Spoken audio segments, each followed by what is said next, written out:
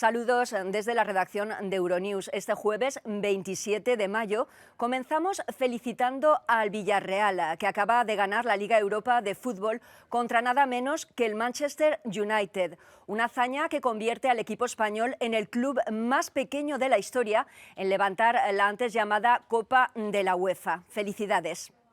Respecto al resto de la actualidad internacional, estamos muy pendientes de lo que ocurre en la ciudad congoleña de Goma, amenazada por el volcán Nyiragongo. Sobre la pandemia les hablamos de la demanda millonaria de la Unión Europea contra AstraZeneca por los retrasos en la entrega de las dosis de la vacuna.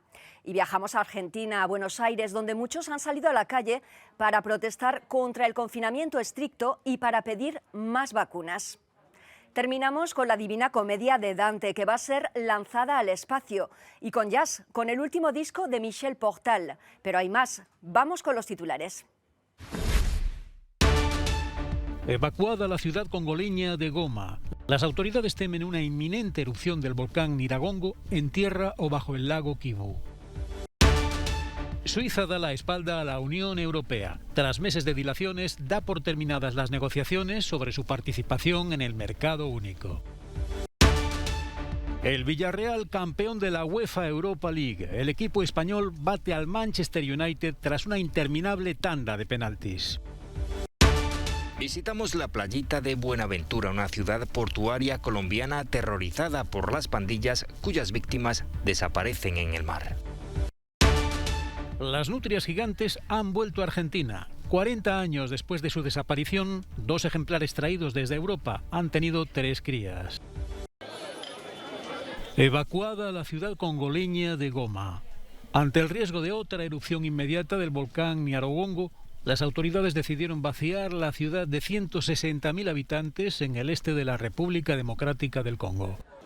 Un aviso que provocó de inmediato el éxodo de decenas de miles de personas. Goma sigue sufriendo movimientos sísmicos día y noche desde el fin de semana pasado. Hay casas destruidas, grietas en las paredes y las carreteras están cortadas. Se necesitan urgentemente fondos para ayudarnos a asistir a los afectados. Esta última catástrofe se suma a los más de 2 millones de personas ya desplazadas por la brutal violencia en la provincia de Kivu del Norte, de la que Goma es capital. Tan solo este año 450.000 personas se han visto obligadas a abandonar sus hogares. This year alone, 450,000 people have been forced to flee their homes. Los indicadores actuales de peligro sísmico y la deformación del suelo indican la presencia de magma bajo la zona urbana de Goma con una extensión bajo el lago Kivu. Las autoridades temen una erupción en tierra o bajo el lago que podría producirse muy pronto, incluso sin ninguna señal de alerta.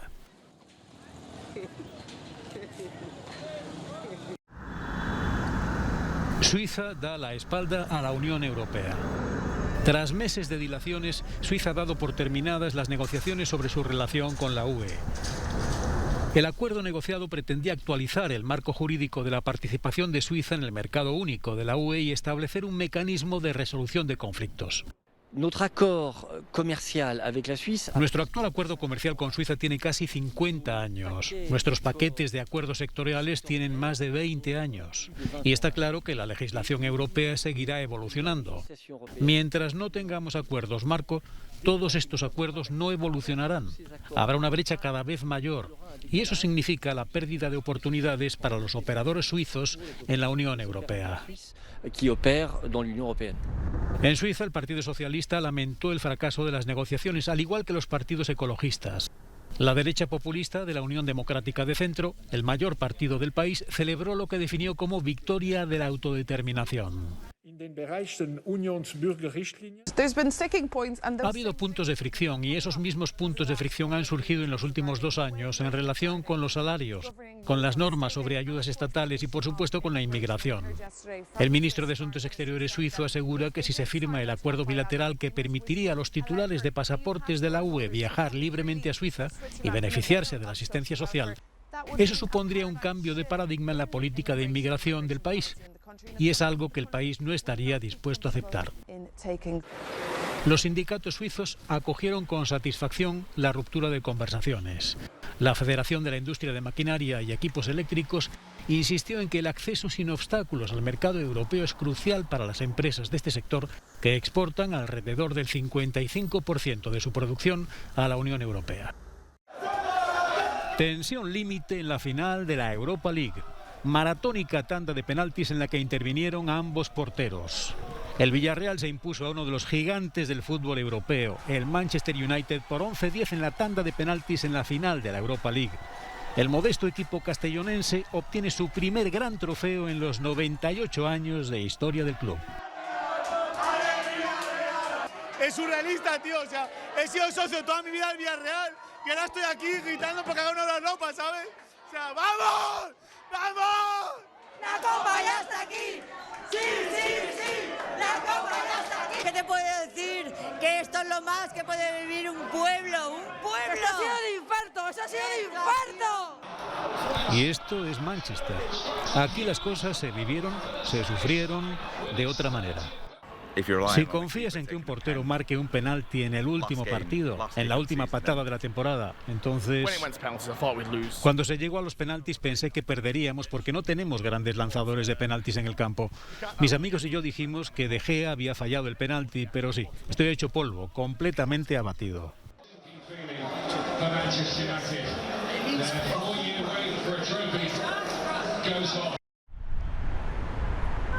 Rusia defiende en solitario a Bielorrusia en el Consejo de Seguridad de la ONU, que el miércoles mantuvo una reunión a puerta cerrada para discutir el polémico desvío orquestado por el régimen de Alexander Lukashenko de un avión comercial bajo una falsa amenaza de bomba para detener al periodista opositor Roman Protasevich.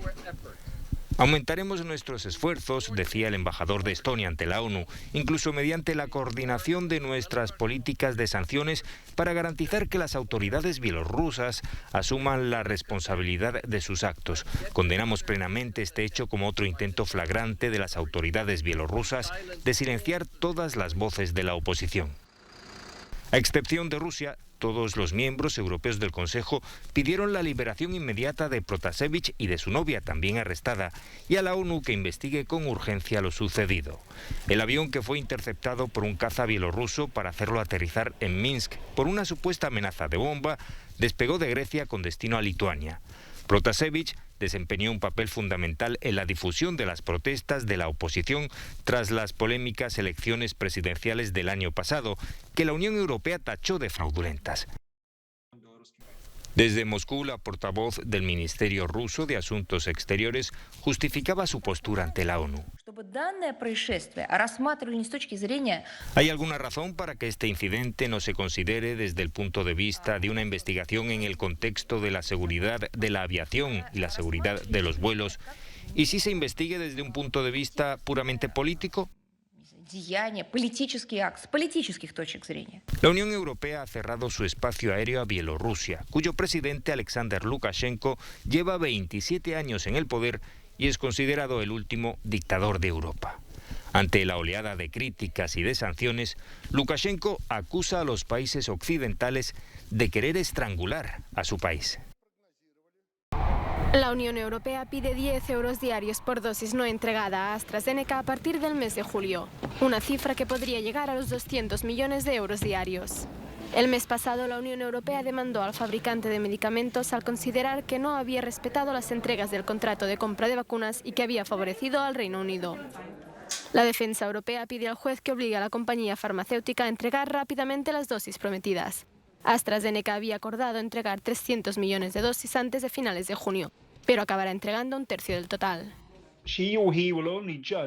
Solo se juzgará la urgencia de las medidas solicitadas con respecto al contrato en sí. Y un elemento central en ese análisis sería el argumento de la Comisión.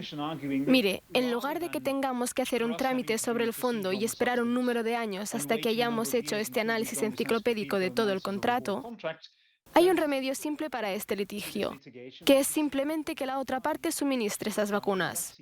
Y es en ese sentido que el juez también considerará esta urgencia. La Unión Europea quiere que el tribunal penalice a AstraZeneca con 10 millones de euros por cada vulneración del contrato. Pero la compañía asegura que lo respetó y que cumplió con sus mejores esfuerzos razonables.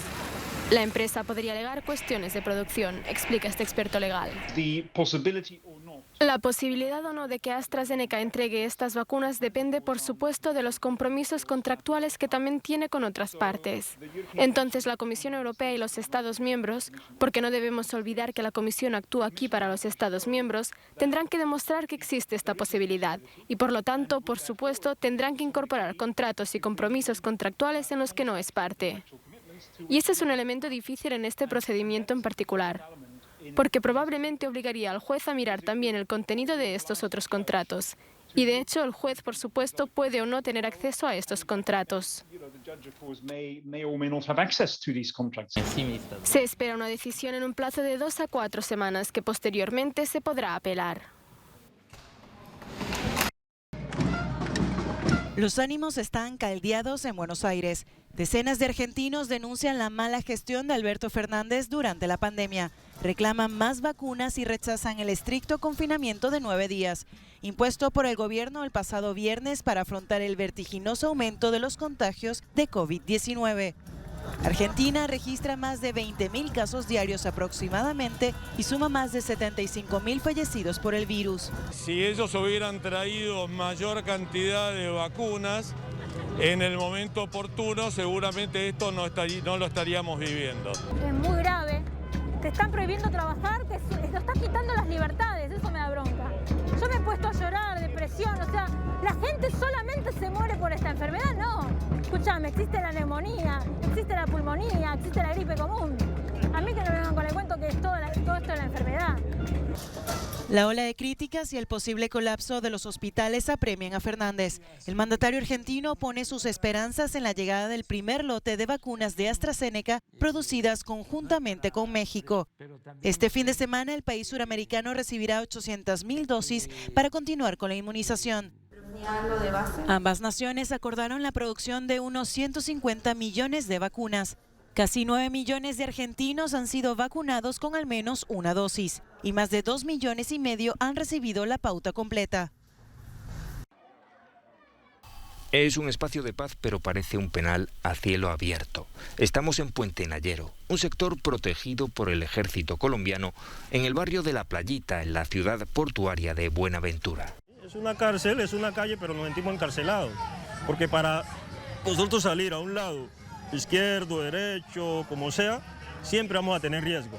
Entonces nos sentimos confinados, encarcelados en nuestro propio territorio. Unas 2.000 personas viven en esta zona pobre y marginal, condenadas a no salir de sus límites si no quieren vérselas con las pandillas que mantienen aterrorizada a buena parte de la población de esta localidad de 300.000 habitantes, habitada mayoritariamente por afrocolombianos. La miseria y la falta de oportunidades se han cebado con los más jóvenes. En Buenaventura los jóvenes somos víctimas, pero también somos victimarios. O sea, los jóvenes también no podemos desconocer que son los jóvenes por la falta de oportunidades quienes hoy están engrosando las filas de muchos grupos delincuenciales. Durante los años de la Guerra Civil, Buenaventura sufrió los zarpazos de la guerrilla y de los grupos paramilitares. Cuando llegó la paz, los narcotraficantes, que también se dedican al secuestro y a la extorsión, tomaron el relevo. En ambos periodos, las víctimas desaparecían en el mar. Y la gente veía flotar en el mar, en la zona costera, las cabezas, las manos o tiradas en bolsas de basura. Ya no volvieron a utilizar ni a enterrarlos. Ya los están totalmente desapareciendo en zonas a muchos kilómetros para que nadie más vuelva a saber de ellos. Una disputa entre bandas ha dejado casi medio centenar de muertos en lo que va de año. Otras 13 personas han desaparecido, sumándose a una lista de casi 800 en los últimos 20 años. Todos intuyen que están en los manglares o esteros, una zona alejada y de difícil acceso. Una pequeña capilla honra su memoria para que no caigan en el olvido. La coordina el ex sacerdote Adriel Ruiz. El estero sigue siendo un lugar macabro, digamos, para asesinar, para desaparecer personas.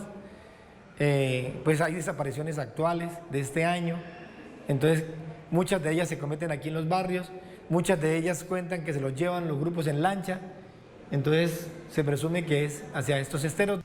Los líderes sociales, civiles y religiosos están convencidos de que los manglares son una gigantesca fosa común de las víctimas de la violencia que azota la región. Paradójicamente, Buenaventura, que lleva semanas sufriendo los bloqueos de los activistas del movimiento antigubernamental, es un puerto próspero por el que transita el 35% del comercio exterior de Colombia. Sin embargo, la riqueza que genera no repercute en el bienestar de su población. Antes de la pandemia, la mitad de sus habitantes vivían ya bajo el umbral de la pobreza. 4 décadas después de su desaparición, las nutrias gigantes han vuelto a Argentina y lo han hecho de la mano del hombre, el mismo que las puso al borde de la extinción. Alondra y Coco, 2 ejemplares que fueron traídos desde zoológicos de Europa, han sido padres de 3 cachorros de esta especie de nutria presente en Sudamérica que puede alcanzar el 1,80 m de longitud y superar los 40 kilos de peso. Los 3 primeros cachorros que nacen en territorio argentino seguramente en muchas décadas. Y bueno, estos cachorros por suerte ya han pasado la primera semana de vida, que es como la etapa más crítica, sobre todo en parejas que nunca han criado, como esta de Coco y Alondra. Así que tenemos esperanza en que todos, o al menos algunos de ellos, sobrevivan. Los cachorros y sus papás están en una zona resguardada del Parque Nacional de Iberá. La alegría de los impulsores del proyecto de recuperación de la especie es aún mayor tras el reciente descubrimiento de un ejemplar en otro parque de la provincia del Chaco, fronteriza con Paraguay. Una muestra, dicen los expertos, de que los esfuerzos para preservar la naturaleza terminan por dar fruto. Volver a ver las estrellas. Ya en el siglo XIV, Dante, el gran poeta italiano, instaba a la humanidad a apartar los ojos de su miseria y a mirar las estrellas para comprender mejor nuestra pequeñez y nuestra grandeza. Una editorial de Bolonia especializada en libros de arte convenció a 5 agencias espaciales internacionales para enviar la Divina Comedia de Dante a la Estación Espacial Internacional y soltarla en el espacio exterior. Más allá de la humanidad hay algo diferente, hay algo espiritual y trascendental. Si alguien que no es humano pudiera algún día leer la Divina Comedia, ese alguien probablemente entendería lo que nosotros no entendimos, o entendería lo que sí hemos entendido. Si usted es un extraterrestre que viaja por nuestro sistema solar y se pregunta de qué se trata ese pequeño planeta de allí, puede encontrar una respuesta incluso antes de aterrizar, si aún no lo ha hecho, y recibir un regalo de una de las mentes más grandes de la historia de la humanidad. Grabada con láser en 4 placas de titanio, la obra maestra de Dante resistirá a las temperaturas extremas del espacio exterior. Completamente incisa la Divina Comedia con un cuerpo 1.1. En ella se grabará toda la Divina Comedia en letra del cuerpo 1.1, según la medida tipográfica, lo que equivale en el sistema métrico decimal a unas 3,4 décimas de milímetro en cada línea de escritura. Y en octubre será el primer libro que orbita alrededor de nuestro planeta. Él, Dante, se da la vuelta y dice que puede ver 7 planetas y nuestro pequeño globo terráqueo.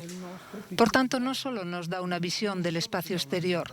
Dante vivió en el siglo XIV, hace 700 años, lo cual es asombroso, y debemos darle la luz del universo. Casi nos sentimos obligados a hacerlo cuando tuvimos esta idea. Un objeto en el espacio, un mensaje para la humanidad y otros tal vez.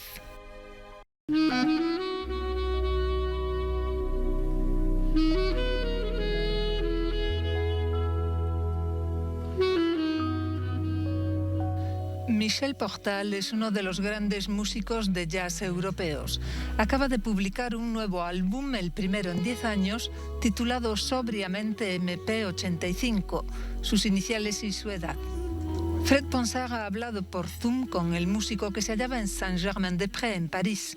L'âge, c'est pas important pour moi parce que je suis là depuis très longtemps à continuer à jouer de la musique. La edad no es importante para mí porque llevo mucho tiempo tocando, así que los 85 años no significan nada más que sigo queriendo tocar y que no voy a parar. La música es un motor, me siento vivo cuando toco. Es como ir al galope por la naturaleza. Quand je rejoue, je suis parfaitement comme quelque chose qui va galoper dans la nature. Michel Portal actuará a principios de junio en Jazz à Saint-Germain-des-Prés, que este año ofrece un festival en línea con conciertos accesibles, previo pago de una entrada en una plataforma de música en directo especialmente diseñada. Pero eso no desanima a Michel Portal.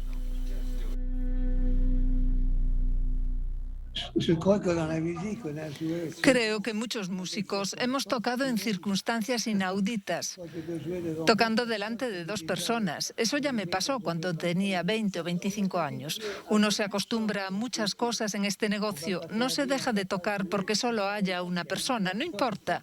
Lo que queremos es tocar y disfrutar con la música. El Festival de Saint-Germain-des-Prés se inauguró con Vincent Perani, virtuoso del acordeón, y su conjunto. Los demás conciertos son accesibles en la plataforma, filmados en multicámara y grabados en las mejores condiciones. Y con un pequeño suplemento es posible incluso charlar con los músicos.